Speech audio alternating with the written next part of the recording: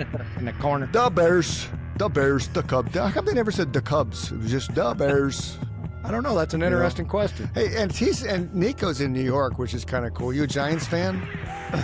I'm more of a soccer guy, but Okay. I actually for American football, I kind of like the Green Bay Packers. I don't know, they're just fun.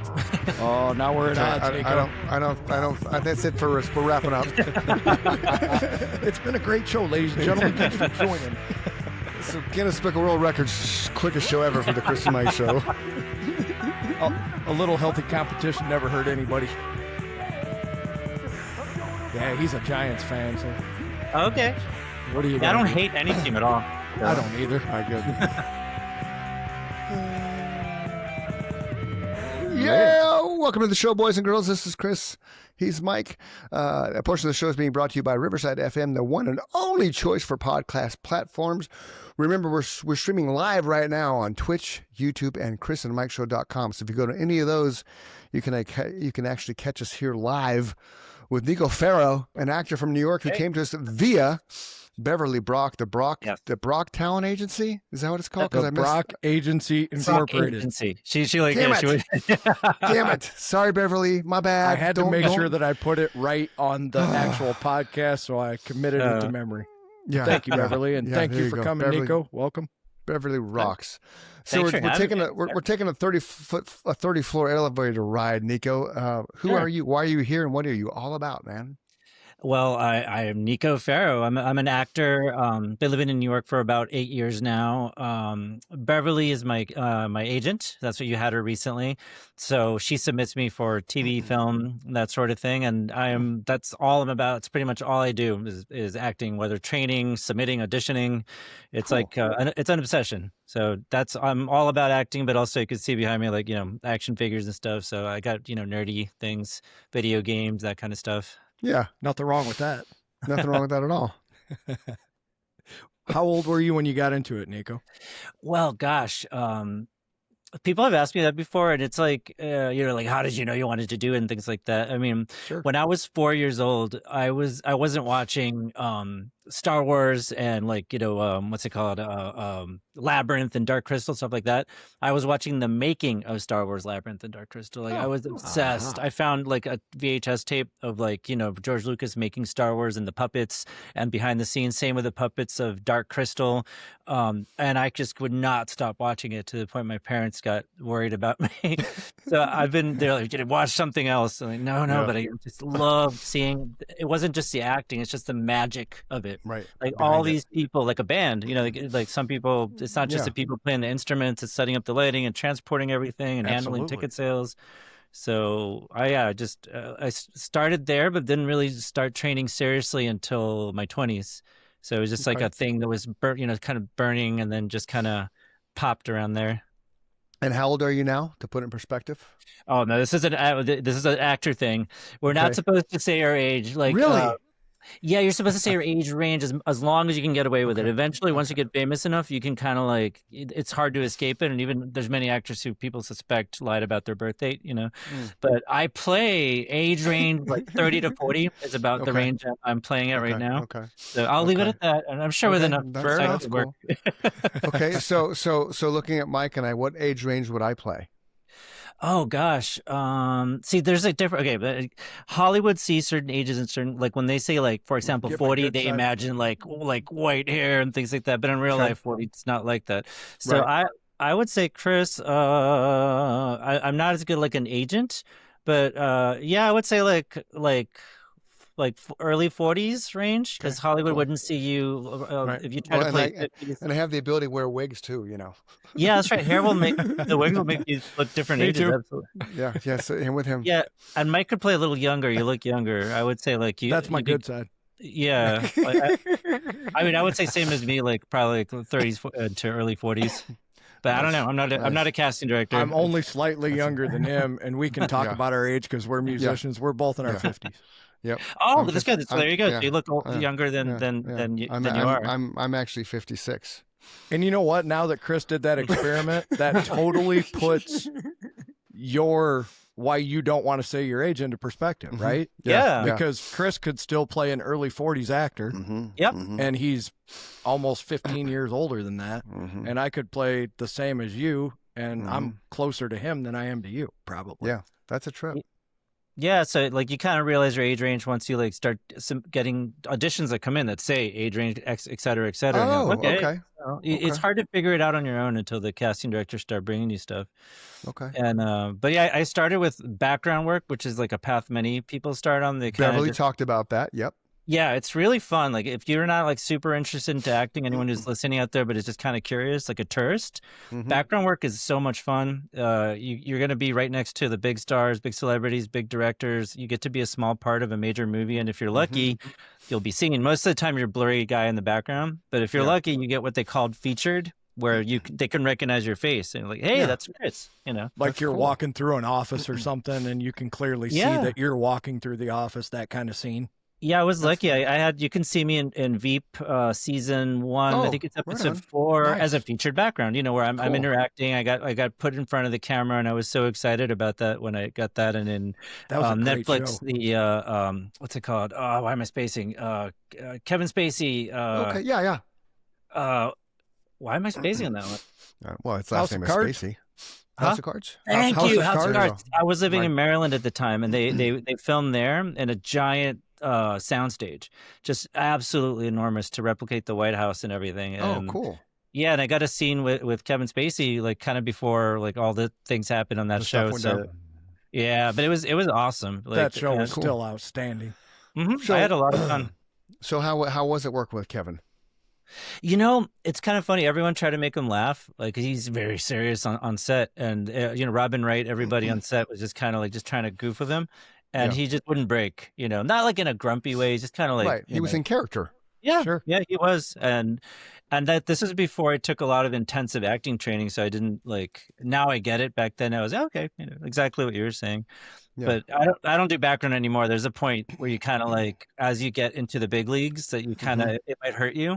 Like if you get featured background on like Law and Order, you might not be considered for a series regular or a guest star role or a co-star. Why is that? Yeah. Because you're already established. So if you were established as a police officer, and then now it'll confuse the audience. Typecasting. Oh. Well, you're sort of established as a character. Like if you're a lawyer, now all of a sudden they want to cast you as a terrorist. It's kind of weird, you know? It's like, wasn't that guy a lawyer last week? And, you know, it's not always the case. I do know people who did do exactly that. Like, you know, 10 seasons ago, they were a police officer, but that was so long ago, nobody cares. And then they got a co-star role that's totally different, like a criminal or whatever. So you really have to be careful how far you go into whatever commitment, the background acting, or, you know, if you aspire to be a guest star or a lead actor, you're saying you just don't want to do too many of those same kind of parts? Yeah, it can also be kind of like, why are you doing that? You know, like when I was first trying to get an agent, and I won't say which agent, but I was interviewing, and on my resume, on my resume, I listed that I was. I was. No, I wasn't. Sorry. No. Don't be sorry. It made me laugh. It was I was a stand-in for Pedro Pascal in Wonder Woman, the second one, Wonder Woman 84, and I thought that was cool, so I put it on the resume. And the agent, cool. Yeah, right. I thought, okay, it's worth bragging about. It's a little like, and then the prospective agent looked at my resume and said, "Why do you have this?" And I said, "Oh, 'cause it's kind of cool." She said, "Never put anything non-speaking. It doesn't exist. No one will take you seriously. Don't do it." And she didn't sign me. But I learned an important lesson. I went right after that and scrubbed my resume of anything non-speaking background. Okay. So that go back was to this. true. Okay, so yeah, is Mike's question accurate? That was true. You don't put that stuff in there. You don't. Okay, because I want to know what it was like being a stand-in. Because basically, from what I understand, you know, from watching TV my entire life, a stand-in is when somebody stands in that actor's place, whether it's adjusting the lighting and shit, maybe remake-upping, maybe he's got to pee, one of those things. But you're basically standing there holding the space. And the only reason I know that, Nico, is because that Seinfeld episode where Kramer and the midget dude Mickey were stand-ins for the soap opera, and I'm like, I wonder if that's accurate. I've never seen that 100% episode. I've seen a lot of Friends episode with Joey's acting, but I haven't seen that one. Yeah, so I didn't know if that was accurate. So that's cool. That's accurate. That's also where they do rock, paper, scissors, and rock always wins. Yes. It's absolutely accurate. Yeah, the stand-in, and you kind of do the scene. Like, you don't have to say the lines, but they might have you, like, enter the door, walk over here, pick this up. So it's a really fun way, besides background acting, to get your feet wet, like being directed and kind of standing literally, because they put you in the same clothes usually, so that so the lighting and stuff all is the same. Yeah, right. And you don't have to look like the actor. You just have to be pretty like similar skin tone and similar height, and hair color helps. And that makes sense. Yeah, it's not a double. That's a little different. Yeah, a double's more for stunts and nudity, right? That kind of thing. Oh, there's a lot of there's an episode of Friends where Joey's like, I think Al Pacino's butt double, and he overacts with his butt. I might have the actor wrong that he did the butt episode on, but I love that one. Yeah, right on. Hooah! Yeah. It was Al Pacino. I just looked it up. It was Al Pacino's. I thought you were right. I didn't want to commit to it because I'm not as familiar with Friends as I am Seinfeld. Yeah, no. Al Pacino. That's cool, man. Yeah. So what have you done any like TV film work aside from the background stuff and little featured roles? So now, like, I'm like at the stage where I'm getting like life-changing auditions where like it comes in. Yeah, that's awesome. Yeah, and it comes in, and you're kind of like, wow, like if I get this, it's gonna completely change my life. Once you start getting those auditions, you're just the first time. I mean, the first time I got my first co-star audition for Law and Order, and that's a rite of passage for every actor in New York or LA or whatever. Really? I freaked out. I did like 48 takes with my poor friend Felipe. Felipe, if you're out there, thank you. Because I just wanted to get it right. Shout and out, it's like Felipe. it's like one line, But what was your line? I mean, it was more than one. It was like a page. I already forgot. It was like saying like they were, I forgot what episode it was. They were talking about some horrible crime because it's Law and Order, and I'm like, oof, that was a horrible crime. And like, yes sir, it was very horrible. Like, so why is CSI handling it? Because blah blah blah. All right, well, come this way, I want to introduce you to Detective so and so. So it was like it was a chunky scene. It wasn't cool. I'm exaggerating that it was one line, but I just mean it wasn't like a lot of emotion. It's what they call it, a procedural. Like, the acting training I took in New York focuses on all these procedural shows like Law and Order and CIA, FBI, because that's the meat and potatoes out here for TV acting for the most part. So procedural, if you can correct me if I'm wrong, you gotta somehow segue from this scene to that scene. So you're kind of bridging the gap between the two with the procedural dialogue. Like, hey, okay, we've established this guy was a freaky ass motherfucker, criminal, killed people, cut their heads off and shit. Now you're like, why isn't these people handling this? And you kind of go that way. Is that kind of? I mean, the dictionary definition, I just looked at it to make sure I get this right. It's a television genre where a problem is introduced, investigated, and resolved entirely within a single episode. Okay. So it's not necessarily like the prestige television where, it takes like 8 episodes to resolve the problem. Right. And I mean, my understanding of procedural is like cop shows. That's what I always thought, but it doesn't necessarily have to be cop. I mean, by that definition, I guess Star Trek was procedural, but I don't know. Yeah, because they were solving a problem at the end of every episode. Yeah. Or Muppet Babies. I don't know. Well, so Gilligan's Island was procedural. Then. Technically, it was. Brady Bunch. That was my dad's thought too. Yeah.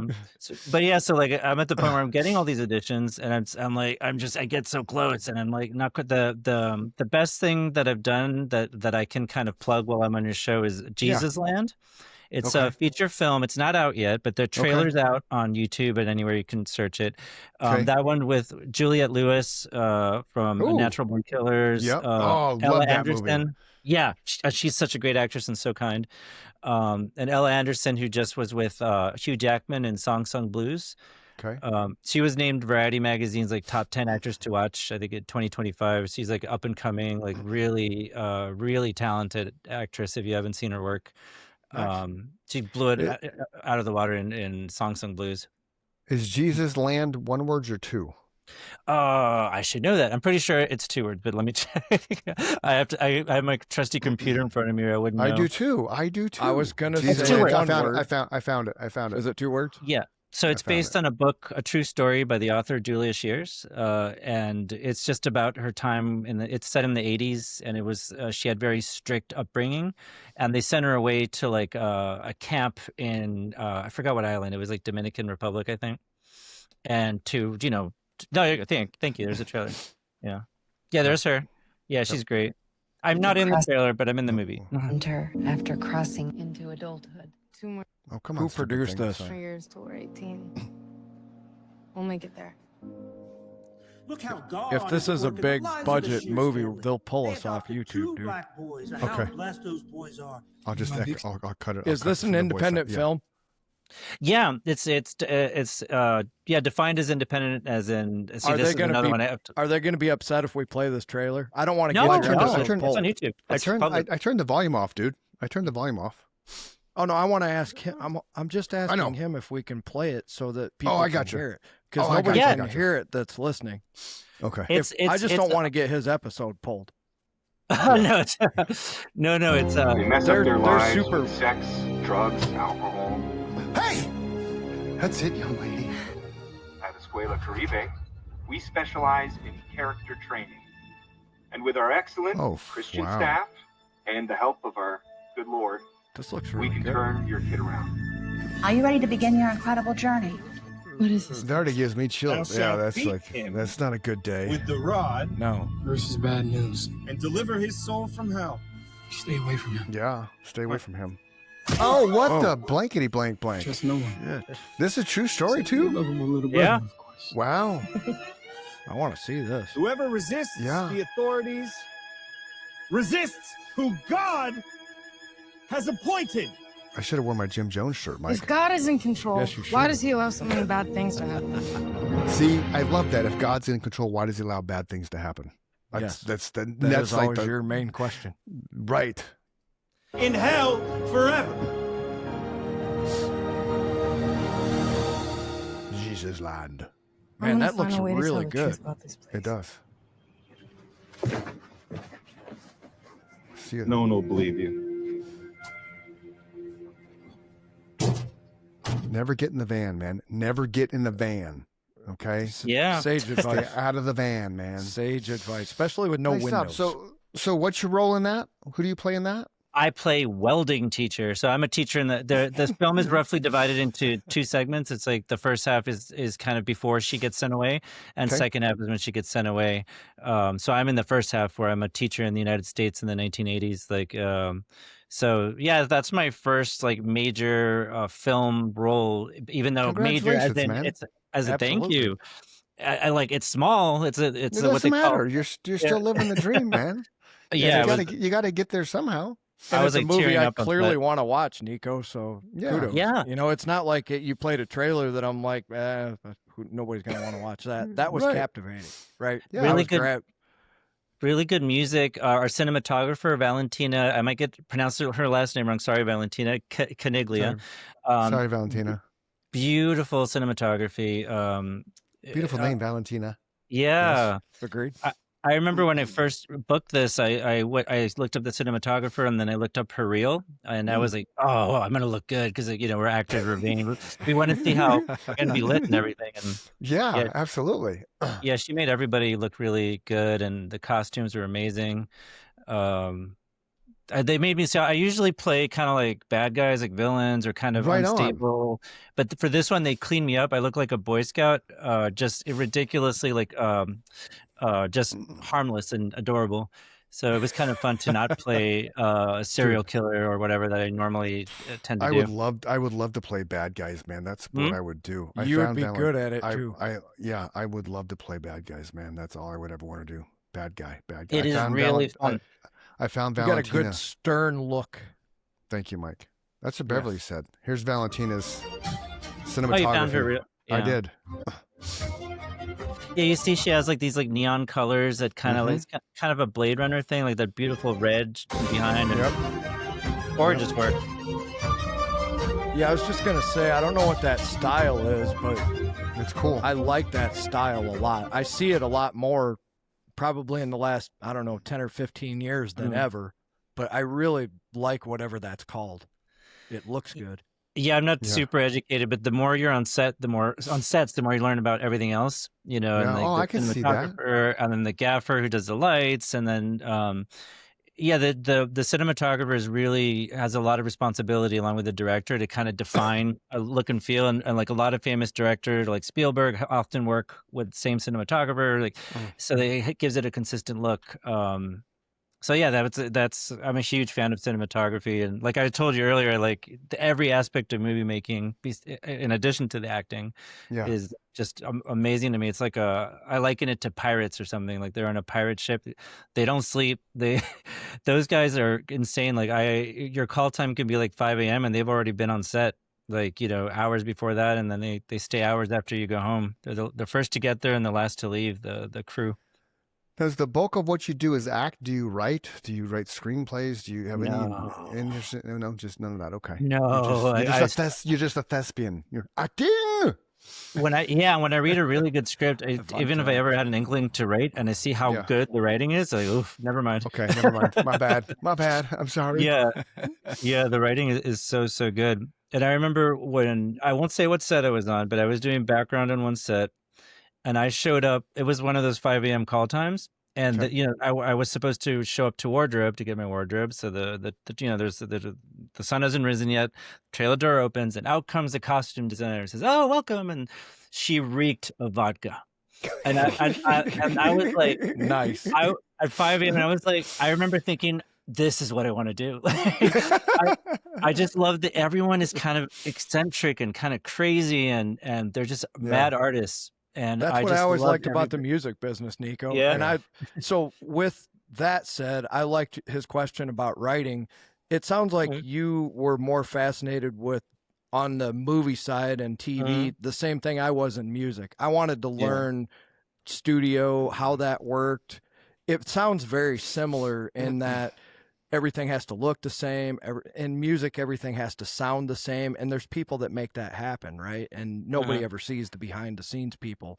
Are you interested in going that route, directing, producing, cinematographing? God, no, again, I've been around so many talented of all those things that it just, no way. No, I think I really just love acting. And that's like the thing. It takes up every minute of energy from the moment I wake up. Like I'll like pass out with a script, go to sleep with a script. It's like, you really got to be obsessed with it, not just love it to make any momentum right now. 'Cause the industry is so slow, like Beverly was talking about. But yeah, there's still like a lot of indies like that being made, and there is stuff happening, but just the stuff that pays really well is hard to come by, or high competition. So I forget who it was, which is terrible because I love everything about movies and acting stuff. I've been there, done that when I was younger. There's 3 actors though. One of them is Anthony Hopkins. I can't remember the other 2 that were referenced in it, but they'll read a script 250 times, so it becomes part of who they are. So they're no longer in their eyes acting. They're just they've immersed themselves in that script to that extent that it just falls off their tongue. Yep. That's exactly what you got to do. Like every actor has a different process to kind of become the character. Yeah. And I don't think there's any such thing as like the right technique. Same with memorization. Like every actor I met has a different way to memorize. Everyone has a different way to get into character. At the end of the day, as long as you show up on time, know your lines, and do good work, nobody really asks like, was that Meisner? Was that method? Yeah. But yeah, you do have to. I agree with the general concept that you got to know the lines almost like just while you're sleeping, you're mumbling the lines. Yeah, it's like singing a song. You just the lyrics are in your head nonstop. Yeah. Especially when we begin writing, we'd record our practice. I'd tell Mike, give me a cassette tape of the song. And he's like, why? I was like, because I need it. And that's all I would do 24/7. Every time I went anywhere, drove anywhere, headphones, listen over and over and over and over and over again until it was just there. It was a muscle memory. The first beat of the song would come on and boom. I used to tell all my guitar students, you have to practice and play those songs until you basically want to puke, right? You got to play them till you hate them. Yeah. And then you might know them. You might be ready. That was always my last line. That you might be ready to go play a show, because Chris and I will always say, you don't know till you're there, right? When you step on that stage, that's when you're going to know if you're ready. The same way as when they say action for you, right? Yeah. Then you know if you're ready. And a lot of people fold under that pressure. They really do. I'm so glad you mentioned that. Keep going because I have thoughts on that. No, I'm ready for you. Good, man. good. That's why we do this, man. Okay, because that's exactly where I've noticed a lot of my actor friends fail, or like people who are just starting out and everything, is that they train over and over the lines, like you were saying, like read it over and over. I got these lines, I couldn't do it in the back of my head. But then they walk into that audition room, long room, empty room.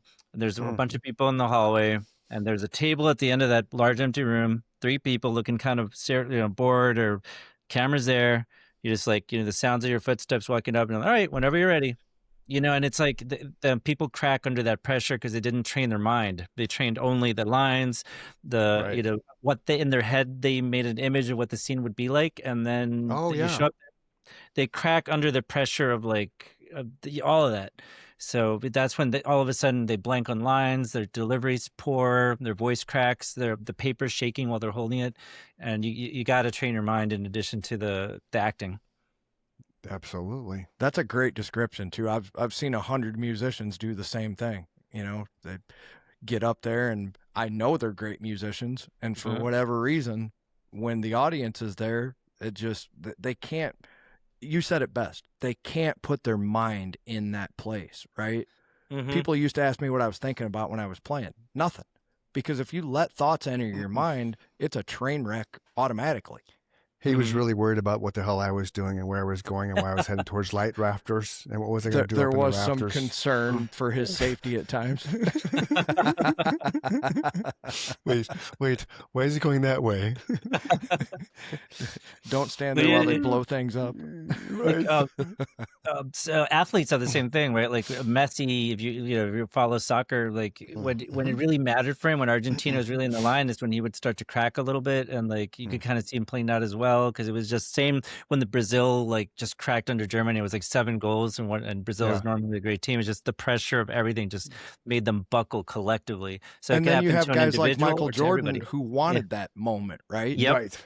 Yeah. And who's the current guy who's the stud for the Golden State Warriors, shoots 3-pointers? Steph Curry. He wants the ball when that moment calls for it, right? Yeah. And if you're LeBron, he wants the ball so he can act like he got hit. Chris is a big LeBron fan, ladies and gentlemen. Acting? Big LeBron fan. He's a joke, man. He's a joke. So you started your background work when you were a lot younger. Have you ever done any like international commercials, things like that? Have you done stage? Have you done stage work, like, not so Broadway, but stage performance? Like my whole break into acting was theater. That's where I started. So that's for those who don't know much about the acting world, like the Professional Acting Union is SAG-AFTRA, right? Stands for the Screen Actors Guild, and AFTRA used to be a separate union, and we combined. So now it's just joined awkwardly with the dash or whatever the hyphen. But SAG-AFTRA is a professional acting union, and I joined through a commercial. So I auditioned for a commercial for it was the Baltimore Ravens. Nice. So we filmed it in the stadium. It was something that would show during games and everything. Okay. It was That's really cool. exciting. It was back then. It was all in-person auditions. So I went in that room and did my thing, and they called me and said, "Oh, we want you for the role." And I'm like, "What?" And then I joined the union shortly after that. So yeah, I did a commercial then. I don't do as much commercial work now. The auditions come in, but it's like I don't know if I have the right look because I'm just keep doing all the serial killer stuff, and they may not want me holding a burger. I don't know, but So somebody, I forget who it was because we've done this 190 some odd times now, but I think it was the gal that was in Superman, the latest Superman. Sam Wong. The audition, so the auditions now are all like Zoom for the most part. Yeah, it's self-tapes is the majority of at least your first audition. So you see here there's a blue backdrop. This is a solid background that a lot of actors have. So when I audition, I kind of have those behind me, and that just kind of makes it all so there's no distractions, and people pick different colors depending on what looks good with their skin tone. This might work with my skin, not with there's no right or wrong for the backdrop. But then they have lights all up in here, and then you adjust the lighting based on what character you're auditioning for. and then you send the tape in. Casting director watches it, and if they like it, they'll send it forward their favorites to the director, and then the director picks who to cast. So the casting director sort of like whittles it down to the top picks, and the final choice is usually the director. But then when huge productions and the studio is involved, they'll be like, well, we want Al Pacino or whatever. Right. So, but for self tapes is the thing. But then for So tapes, is it actually a tape, or is you just recording it on your phone and sending it as an MP4 file? I usually just record on my phone. That's what most people do. Like 720p. I was just clarifying. Yeah. It doesn't have to be. The industry term is self tape, but you don't have to. Okay. And they do Zoom editions now too. I'm gonna send my VCR tape in, man. Yeah, beta. Yeah. Hey, here you go. They're gonna open that. What the hell is this? This guy's got a Betamax. Could be the greatest actor ever, and it's on beta, and they throw it away. Yeah, so I didn't want my soul. Sorry. No, and beta was like beta was way superior to VHS for those that were old enough to remember. It was like a much better format, but it lost to the cassette wars, the great survivors of that time period. Okay, you said something that fascinated me. So, like, if a movie's in production, somebody writes a movie, they sell it, all that kind of stuff happens, and now they're ready to start casting stuff. If they've written it for somebody specifically in mind, like you referenced Al Pacino, do they have Al Pacino come read for it? They're just like, boom, you got this role. Oh no! Once you get big enough, they call it offer only, where they're just like, if you want this guy in the movie, it's going to be X amount of dollars or X amount of side benefits, like first class, whatever. Yeah. But I am not there yet. I'm at the point where, again, the life-changing roles are coming in that where I comes in and I'm like, oh my god, like I would be in this show, like multiple episodes with some of my favorite actors of all times, like as a major character. Like when you get those auditions in, you're like, you're on the right track, but it's tough because the major roles like that, you're competing with a lot of good actors. Sure. So I get grateful when a big audition comes in, and there was one, like you're not allowed to say stuff while it's up in the air. Got a huge one just like 2 weeks ago that I turned in on Friday. So I'm like, fingers crossed very tightly. So do they give you any idea of when they're going to get back to you? Is it open-ended, or they give you, hey, we're going to know by this time? It's like they say audition and forget, because even when the film dates, like it says shoot dates June through, July 2026, they move them all the time. They could even shift them a year, 6 months. So even if June passes and you don't hear, they might ping you. I had one that I did and then 6 months later, I heard. Yeah. So, and then again, like another 6 months after that, because they kept shifting the shoot dates, and I just kept re-auditioning for it. And I don't know, maybe I'll hear again. The movie junket says, "Hey, Nico." Somebody knows you, Nico. Who's the movie junket? It might be like let me check an account that uses a different name. Like I think I might know. You can go into the chat here. That's where I found it. Where? There's a chat button. Oh, look at that. Yeah. I see studio chat. Is that where I see it? It'll be under the public chat at the top. Public chat. Thanks, guys. Hi, Nico. It's at the movie junket, wherever that is. Hi. Hi, movie junket. Welcome to the show. Welcome to the show. No, that's great. I'm glad that we have live viewers. I never caught on my. We're in 81 countries. Yeah, that's awesome. Right now. Actually, it's more than that. I got to count on our actual website. It's probably closer to 90 or 100. Okay, we've been lately. It's all because of Beverly, man. She came on the show, and then all these countries started opening up. It really happened right after that episode dropped. And she's kind of a rare agent in that, what might surprise a lot of people when you get an agent is that you get the interview, they're like, okay, great, I want to sign you. And you're like, yes, now I'm going to be, and that's the only way you get these big auditions. Like if you want to audition for movies and stuff, the agent is the gatekeeper. Yep. Usually you may not hear much from them after that you'll do the initial interview. They'll be great. You're on our team.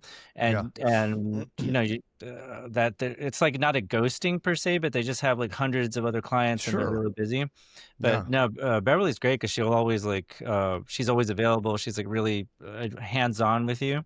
So I've always really liked her as an agent. And my biggest auditions happened under her care. Like when Jesus Land came in, she was the one who was negotiating the contract, and then some other big ones I can't talk about. But yeah, the biggest ones in my entire life have been well under her. So thank you, Beverly. Thank you, Beverly. Beverly's, I pursued her coming on for quite a long time, so I was happy when I got her. Yeah. It's Monica. Cool. Neko. What's that? Do you know Monica? That's it's probably the Monica. Yes, I know my Monica. I'm pretty sure I know which Monica. That's who she says she is. So shout out to Monica. Yeah, Monica from Friends. if it's a Monica I know, then it's a close acting friend that I've been working with for a while. Sweet. For like we auditioned together awesome. And everything. Cool. Tell her to come on the podcast. We'd love to talk to her. So, yeah. Yes. Well, we can tell her right now. Come on the podcast. We want to talk to you. Yeah, just she's obviously listening. So go to chrisandmikeshow.com and just register as a guest, and we'll get you scheduled. Oh, that's awesome. Yeah, it's that simple. We're not picky. We just love people with cool resumes. You just gotta have a cool life story, man. Yeah, it is a life story. So how many things have you been attached to in your career? I mean, is that a legitimate question? Can you? Yeah, count? no, that's what it is. I got to look up my own resume because I can on my website, Neko Ferro. And I want to hear. I want to hear the 3, second 4, half 5, of his 6, question 7, that 8, he interrupted. 9, Have you ever done 13, like 14, plays 15, or 16, Broadway theater type stuff? 20, Chris interrupted 21, his own second half of his question. I'm so sorry. I'll fill in that for every him. now and then. I do that every now and then. 26. I'm keeping so up like, with you. So to answer the most recent one, it's like 26. I'm counting like projects within like the past like 2.5 years that I'm attached to, that I booked and filmed. And then in terms of and then the other question was the theater question, right? Yes. Right. Yeah, that's how I started too. My first training was under a place here in New York called Russell Acting Academy. Kathy Russell is a teacher. She teaches right on Broadway, on a stage on Broadway where she performs, and she holds the Guinness Book of World Records for longest running play. And she might I might be wrong with the exact title, like the longest continuous play by one person. I forgot the exact stipulations of the Guinness Book of World Record, but she's been doing it for over the same play, same role for over 35 years. That's outstanding.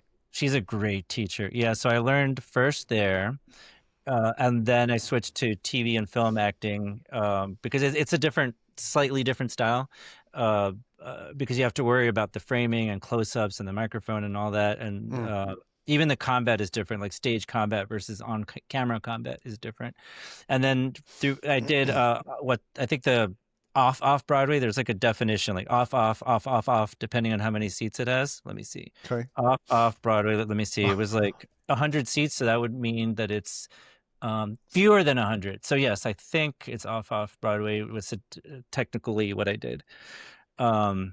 And I've auditioned for a lot of theater stuff, but generally my biggest love is TV and film, so that's what I focused on the most. But I always encourage people to start with stage, because then you don't have to worry about all the camera stuff, and it's just more pure.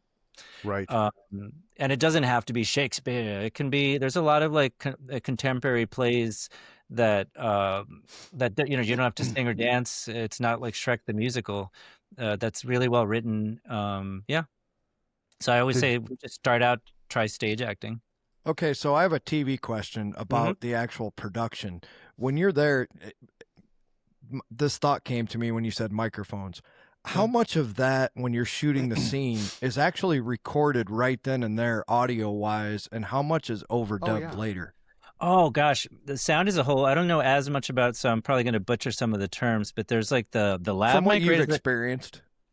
Yeah, I mean, they try to record as much as possible on. They have the boom mic, so they got the the big over the mic. Then they have I think it's lav or lab. I always pronounce it wrong.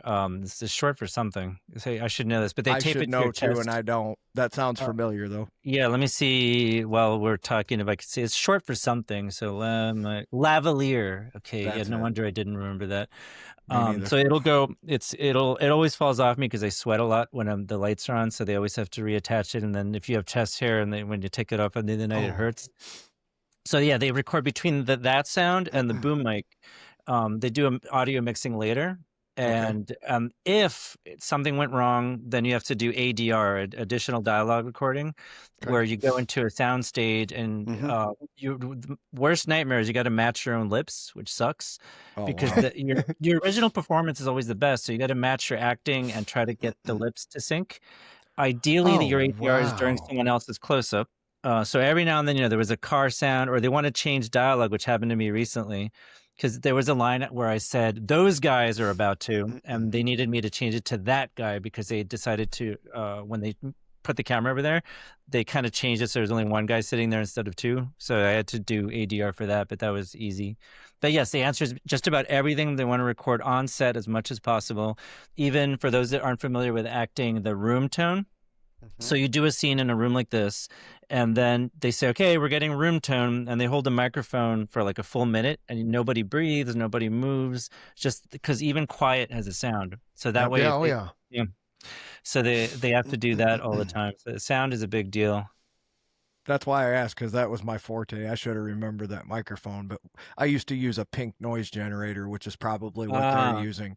And it basically tunes the room. It tells you where the deficient or there's too much of certain frequencies. It has, back in the day, they had lights. Red meant you were too much in that frequency. Yellow was, you're too deficient. And then there was a green bar they were shooting for. And you're right, the fans that run in the room. Chris and I have heard it doing this podcast. People will have a noisy old computer, and just that fan in the computer causes that microphone to go crazy. That's why I asked that question.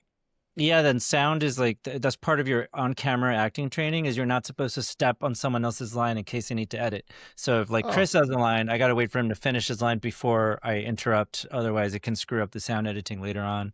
So, but on stage, you can technically step on someone's dialogue, but it's, it's not as dire, the consequences. And also for theater, you got to be louder so the back of the room can hear you. And then on camera, you can whisper, and the microphone picks it up. I think we learned that lesson in spades doing this 196 times now. Yeah. We add an additional person. You have to be careful that you're not talking over everybody all the time, Right. That shit drives me nuts when I'm having phone calls with people and they just don't shut up when I'm trying to say something. So I just tell them, hey, can you shut up? Just shut up. I just let me answer my question. Let me ask my question, and then you can respond accordingly. You'll like what I say most of the time. If you don't need me here, I'll leave. Right. Because I got other things to do. So obviously, being an actor, you're obviously a fan of actors. Yep. I want to know your top 3 favorite all-time actors. Doesn't matter what genre. Great question. Without even thinking about it, Nick, without even thinking about it, just rattle off 3 names of actors that if you saw them on the street, you'd be like, yes, I met him or her. I mean, Emma Stone is probably right off the top of that's good. right top of mind. That's what I want. That's what I want. Right off the top of your head, man. Don't think about it. She can do comedy. She can do serious. The emotion, like if you saw Begonia, just that scene where she's like, I was trying to watch Begonia, man. I was trying to. I promise. I was like, Nikki went to bed, my wife. I'm like, I'm going to watch this because it has all these accolades to it. And I'm like, what the fuck is this about, man? Like I couldn't get past the first half an hour. And I just couldn't, which is, I love non-heavily CGI movies because that's what I grew up on. I grew up on the actual acting, not the stuff, right? So Emma Stone, and I usually Emma Stone, she's and that's something we can talk about a little bit later if we have time. But she's also big on improv, and I think improv is really important for acting training. Agreed. So another one that I don't know how many people know him, Tom Pelphrey. If you watched Ozark, he played the brother who was like kind of a little mental. Yes. Okay. Ozark, great show. Absolutely. He is so talented. When I watched that role so well. Yeah. That monologue, I don't want, for those who haven't seen it, he has a monologue in a ride on a car. That's just a thing of beauty. It's an actor's actor. He's so good. And then one that may not be also not as well known to people, Troy Baker. He's mostly a voiceover actor who does a lot of video games. He did a perfect Harrison Ford in the latest Indiana Jones games that came out. Cool. He's in the Death Stranding games with what's his name? I should know this, from Walking Dead. Why am I spacing? Because it happens. You feel the pressure being on the Chris and Mike show, being in over 100 countries. I didn't change my mind. We're taking your career to a whole new level now, Nico. Since you took it there, how far did you make it into The Walking Dead? Yeah. Oh, the show. I Yeah. quit right when during for those who haven't seen it, the baseball bat death. I think I the was soul shortly of the after show you. started to die after that. After they killed that character, I was like kind of out.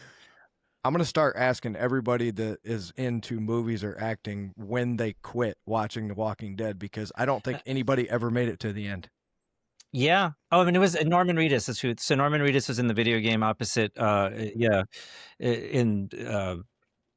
Troy Baker. He's just an incredible actor. Because why does that name ring a bell? Norman Reedus. He was Walking Dead. He played Daryl in Walking Dead. Okay. And he was in Boondock Saints. I'm not good he with has his names. own spinoff Boondock show, Saints, the Daryl good show. movie. Yeah. Yes, it is. So those are probably like top of mind, some of my top 3. But right up there is Doug Jones, he's known for creature acting. Like he did the one with the eyeballs in his hands in Pan's Labyrinth. Nice. And he's done so many creature. If you watch Buffy, the Gentleman episode with the creepy guys that are floating and like steal people's hearts. Yeah. A really, really, really talented actor is on his physical movement. And then, his acting in general is just, but yeah, he's did top 3 and I went to 4. It's okay. It's all good. That's okay. I got Pacino, I got Gandolfini, and I got Michelle Pfeiffer. I just rewatched Heat recently, and that is so good. Dude. It's so good still. Okay, so you're an actor, so I don't know if it's bullshit or not, but there's all this stuff I see online about them making a Heat 2. Yeah. Is that legit? I'm not sure. It's supposed to be. It's with Christian Bale. I think I researched it and it got okay. It's canned. bullshit. Okay, I think so. I think it was real for a minute, but everybody said the same thing. Hey, if it is, I'm available in any casting director. Right. See, you better do it good though. Yeah. Man, that was a great movie. That scene with De Niro and Pacino, just one thing I didn't like about the movie is I didn't like when they're Pacino's sitting at hair. the coffee shop. I didn't like it. I didn't like Pacino's hair, man. I'm like, what the fuck are you doing with the hair? When he's at the coffee shop, it looks stupid. It's like whoever was in charge of his hair should have fixed it. I'm gonna have to YouTube that now because I don't really remember. He didn't look cool. Like it just was this weird, like comb over thing, and it's just like De Niro was De Niro before De Niro got political and shit, and just turned me completely off of him forever. Because I love De Niro too, but De Niro when I was growing up, because it's just De Niro, Pacino, those two method actors, and just how they immersed themselves in like Taxi Driver and Deer I can't believe you Hunter didn't put Christopher Walken in your list. I said top 3, man. I can't have to go. Top I've 10. watched every movie he's ever done. Oh yeah, Christopher Walken's amazing, man. We had Mikey Castillo Day. One of our guests, he could do a Christopher Walken like nobody's business, man. Gary Oldman, that's a good one. There's another good character actor for sure. The Professional. You remember that movie with Dude, the way he can portray a character is amazing. Just the way he delivered lines, like that one line where he screamed "everyone" when he was right. What the rumor has it when they were rehearsing that he was doing it really quiet because that's what the director wanted. So he decided, screw that. I'm gonna do with just every fiber of my being. And apparently it scared the cast and the crew. Like, holy shit, what just happened? And they kept it because it was epic. Yeah, like it's like ask for forgiveness, not for permission. And I had an actor friend on one of the first things I ever booked tell me that, like, if do it the way you want, and even if it's crazy, and if they say, "Hey, Nico, take that back," like, I don't know what the hell was that. Just do it like what the lines say. Don't go crazy. They're gonna watch that footage back later and say, "You know what? That was a good take. Like, I really like what Nico did, and we're gonna keep it." So he said, like, do something crazy if you want, and then listen to him when they say, "Don't do it again." But if you have an instinct like that to go crazy, just do it because it could be gold. Or not, but it'll be their choice in the end in the editing room. Right, which is what you should do because you're interpreting the character as best you can to portray it to the best of your ability. Which is why I think improv is so important. And shout out to my improv teacher, Carl Kissin, Kissin. He's a great improv teacher. Kissin Improv. Carl. So improv scares the crap out of me. Like when acting doesn't, like being on set or auditioning live, I'm fine. But improv, when the lights go on and you got to be funny, like, oof, that's scary. Oh, for sure. But I think if you do it over and over again, I think you'll get better at it. Like anything else. I've been doing over like you sitting in with another band. Right. That's where you got to put yourself. It'd be like you going down and sitting in with another band. You could do it, but you wouldn't be comfortable. Yeah. Yeah. But yeah, it's good training. I would like, besides like stage training for those who are like want to get into acting, like improv is a great way to learn how to act, just to be think fast on your feet and be instinctive and stage fright, all that stuff. Yeah. Well, and you know who Walton Coggins is? Yes, of course. I fucking love him. Love him. He does his own social media. We've had little conversations. I keep trying to come on the show, but he just doesn't respond to that question. he had a great thing about acting. The way to be an actor is be a 5-year-old and do because then you're fearless when you're 5. Just go back to being 5 years old and then just go. And improv was originally like a children's game that adults started to play. So yeah, absolutely, it is. It is. I mean, it's called a play. You know, when it's playing. So it is. I try to have a lot of fun. Like I asked some. I've had the opportunity to speak to some of my favorite actors. Is when you join the union, you get invited to all these great screenings. Like this Friday, I'm going to go see one with Harrison Ford in person for Shrinking. Nice. So I'm really excited. Nice. But then, if you're lucky, you get to talk to them or ask them questions. And I got, one thing I had asked, I won't say who, but I asked, like, what's your advice for me? Like, I have this big thing I'm doing. And he was like, just enjoy it, because you don't know when you're going to be on that set at that capacity again. Just have a lot of fun. Just embrace enjoy the moment. Every moment, savor it. I'm like, okay. Because he was like, what? I asked, what advice would you give someone like me who's about to do this thing? Yeah. So I'll never forget that. Like, just have fun. That was what my music teacher told me. You always got to play like it's your last time, because eventually it will be, right? There's always a last time for everything. So you might as well enjoy that moment every time. I agree with that advice wholeheartedly. How often do you have to update your headshots and stuff, or is that still even a thing in the world? It is a big thing. Okay. Yeah. Okay.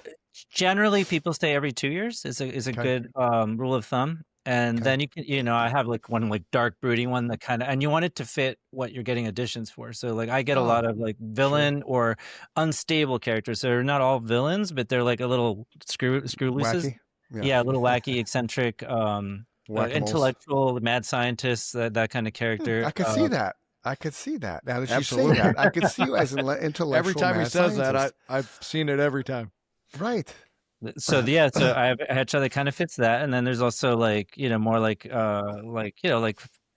just more commercial, like happy and smiling, lit differently. Right. So, but usually every 2 years you want to update that. Okay. And then that's like their headshots can be expensive, but they are important, because like when a casting director is looking at a wall of actors, that's you want to stand out, right? Now here's another question with that. So if you're kind of like 5 o'clock shadowish right now, so on your headshots, are you going to have stuff where you're 5 o'clock shadowy, full beard, no beard, goatee, no goat, all that kind of stuff? I learned that. I wasn't sure what to do, and then I showed up to set for when I was doing this serial killer on a film I did called Cinephiles, where and then I just showed up, like didn't cut my hair, didn't shave, and I was like, just do whatever you want to make the character come alive. And they're like, no, you're perfect as is. And I kept myself kind of like that, and it's like kind of fun, patchy, like uneven. I don't think I can ever grow an actual full beard. And that's been working for me. It's been getting me a lot of auditions and bookings. So I just keep it that way. And then I updated my headshot to show that. So you want the headshot to show kind of like your what you look like today. Yeah. Because if you show them with super long hair, but now you don't have that anymore, that you're kind of tricking the casting director. Right. So a bald guy could have a picture bald and have different wigs showing, look, I can do all these types of things because I don't have any hair. I mean, that's actually not a bad idea. Say, hey, look at like this wigs I have that really make me look completely different. I don't know. I don't know about Chris, but I don't have a choice anymore. So that's... And that's the fun part about voiceover stuff, that your look doesn't matter as much as like just what you sound like and everything. And I've been lucky to do some good voiceover with, but that's something I can plug too, besides Jesus Land. Like there's a show called The Setup that's out now on like everything, Spotify, Apple Music. That's a series, like a comedy audio series. And I play like 5 different characters, because that's another fun thing about voiceover is if you can change your voice enough, you can be 5 different characters, like, Simpsons. Right. It's called The Setup? The Setup, yeah. Harvey Guillen is in it. If you watch What We Do in the Shadows, he plays Guillermo in What We Do in the Shadows, the familiar. Right now he's on Broadway doing Rocky Horror. So, and that's a good play. Yeah, I got tickets for June. I can't wait. Right on. And Christian Navarro was in that show too from 13 Reasons Why. So I have a few scenes with them. It's fun. And then another one I just did that's not out yet with Mario Lopez called The Zone cool. of Silence. Yeah, it's The Zone of Silence, for those that aren't familiar with it, is a area in Mexico, a real place where like nothing works. Like your radio signals all break. It's got weird, your compass goes crazy. It has a huge amount of meteor impacts, and there's all these legends of like Twilight Zone type stuff going on there. Cool. Yeah, so they're gonna the plan is they're turning it into a TV show and then doing this audio series as a tie-in to the show. So I'm in the first 5 episodes of that, but it's not out yet. Sweet. So but when it is, like, check it out.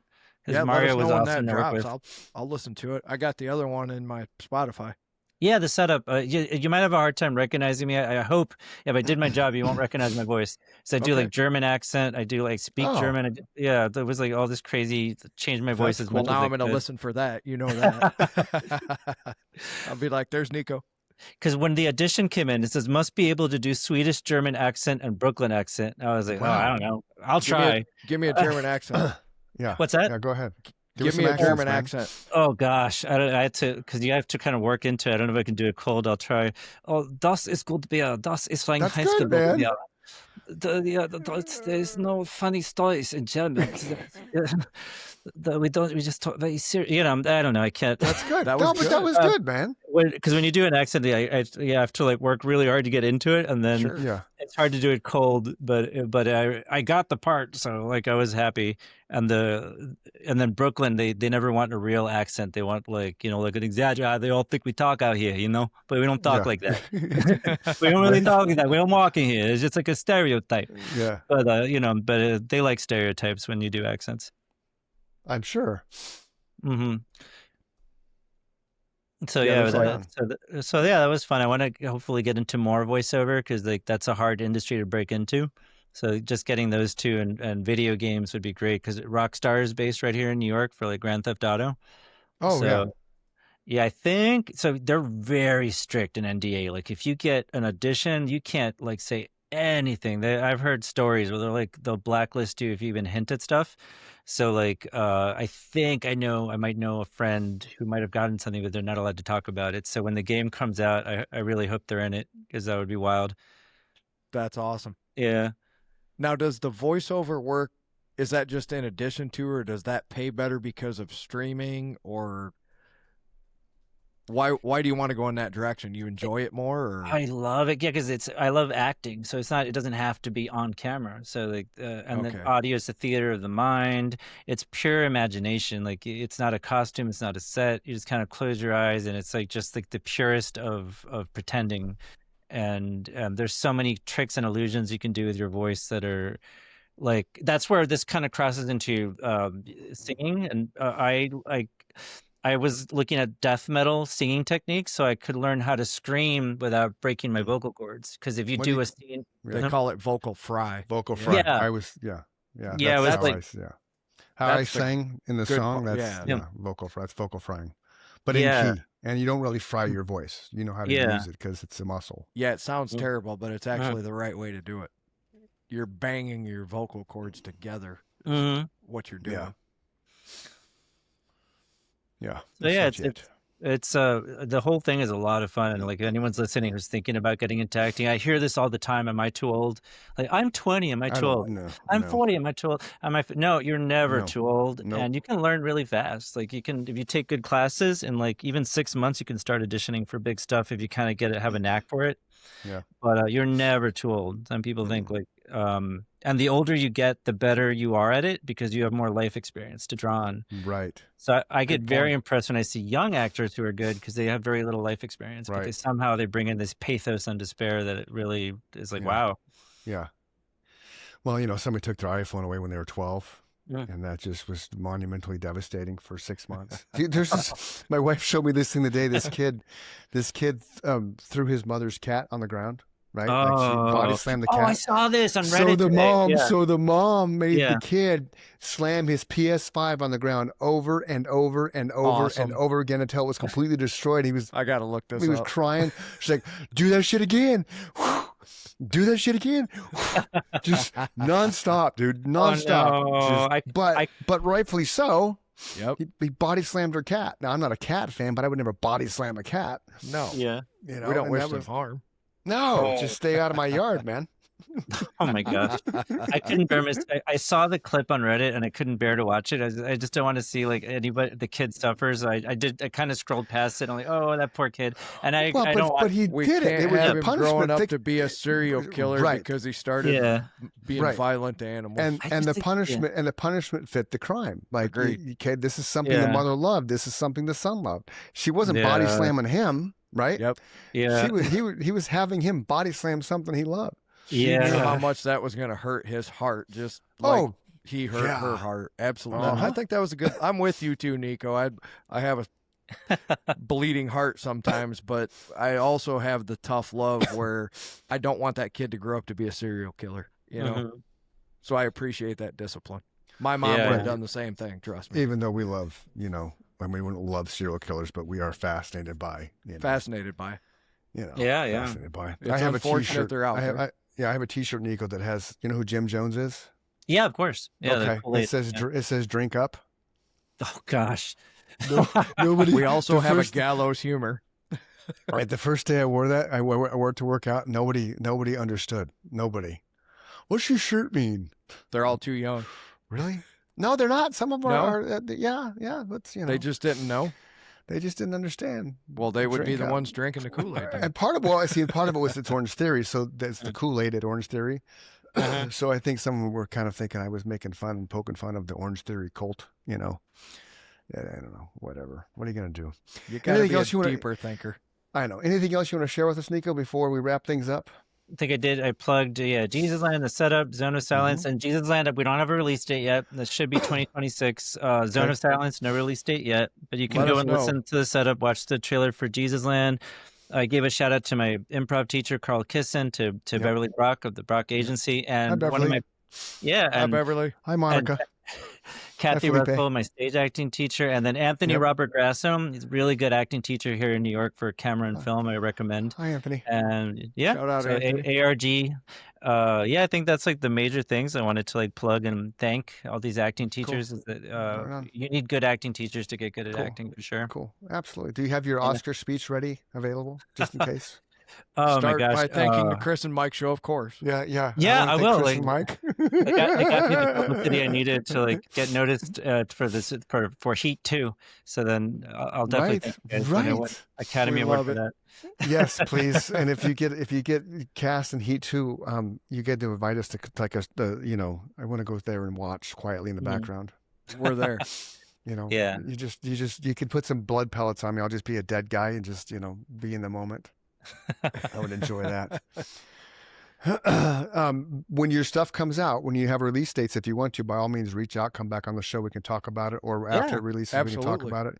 You can talk about all the fun things that you do when movies are released and things like that. Because Yeah. I could see having more and more conversations with you because, you're very laid back and cool. You're exactly who Beverly said you're going to be, which I totally appreciate that, Beverly. So, Yeah, we're thanks, all about Beverly. conversation. Appreciate Yeah. it. So we hope you had fun. And again, A lot of fun. Thank you guys. come back anytime. And Monica, go fill that thing out. Let's get you on the show. And then Nico can watch you Absolutely. on the show Yeah. because that would be cool. So we wrap things up like this all the time. If you're feeling sad, depressed, suicidal, don't do it. Tomorrow's a better day with you waking up in it. Go outside, go run, go journal, go work out. If you cannot find someone to talk to, then text 988. Somebody's standing by right there to help talk you off that ledge and change your mindset. Don't leave a hole in somebody else's heart because you take your own life. It's not the way to end your day. For Chris and Mike, this is the Chris and Mike Show. We had Neko Ferro, actor out of New York City. Check him out. Just Google the name. You're going to see all this stuff probably. And he's got lots of things coming up. He's going to have a really, really cool life ahead of him. He's going to drop our names in his Oscar acceptance thing. And Why that's not? really cool. So then Mike and I know we made it because we were referenced at the Oscars. Absolutely. Thank you so much, Nico. Yes. Appreciate Thank your you. time. Nico. Thank Your you time is guys. valuable. We appreciate it very much. Until next time. Peace. Right. Peace. Love you, brother. Love you too, man. We gonna find